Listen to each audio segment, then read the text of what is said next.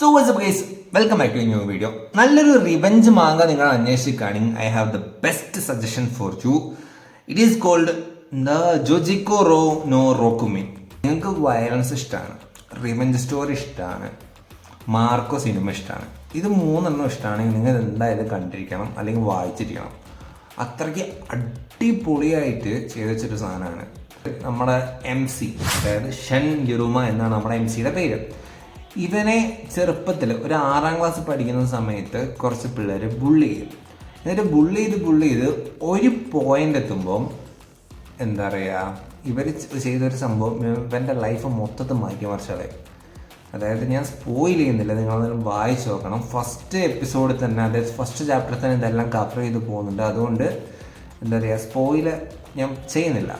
So അതിനുശേഷം ഇവൻ വന്ന് ഭയങ്കരമായിട്ട് ട്രോമറ്റൈസ്ഡ് ആയി പോകും.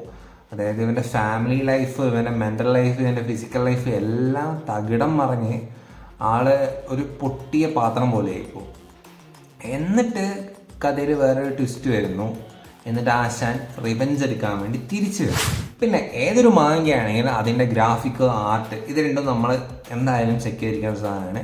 ഇതിൻ്റെ ഒരു ആർട്ട് എന്ന് പറയുകയാണെങ്കിൽ കംപ്ലീറ്റ്ലി ഒരു 18+ മോഡൽ, അതായത് പക്ക ഡീറ്റെയിലിംഗ് ആയിട്ടുള്ള, അതായത് വൺ പീസ് സ്റ്റൈലല്ല, ഒരു ജോജോ വിസാർക്ക് അഡ്വഞ്ചർ സ്റ്റൈല്, നല്ല ഡീറ്റെയിലിംഗ് ആയിട്ടുള്ള ഒരു അടിപൊളിയായിട്ടുള്ള ഒരു ആർട്ടും, അതിനൊപ്പം തന്നെ ചില ഡയലോഗ്സ്, ചില ക്യാരക്ടേഴ്സ്, പിന്നെ ചില ഇവൻറ്റ്സ്, നമുക്ക് നമ്മളെ ലൈഫുമായിട്ട് പെട്ടെന്ന് റിലേറ്റ് ചെയ്യാൻ പറ്റുന്ന ചില ഇവൻറ്റ്സ് വരാൻ ചാൻസ് ഉണ്ട്. എല്ലാവരും കയറി ഇത് വായിക്കാൻ നിൽക്കണ്ട. അത്യാവശ്യം മനക്കട്ടിയുള്ളവർ മാത്രം ഇത് വായിച്ചാൽ മതി, അല്ലെങ്കിൽ നടക്കത്തില്ല. പിന്നെ ഇതിനകത്ത് ചില 2-3 എന്താ പറയുക എപ്പിക് ആയിട്ടുള്ള സീനൊക്കെ വരുന്നുണ്ട്. അതായത് ഒരു സീനിൽ ഒരു ഡെഡ് ബോഡി എങ്ങനെ പ്രോപ്പറായിട്ട് മറവ് ചെയ്യാം, എവിഡൻസ് ഇല്ലാതെ മറവ് ചെയ്യാം എന്നൊക്കെ സംഭവത്തിൽ പറയുന്നുണ്ട്.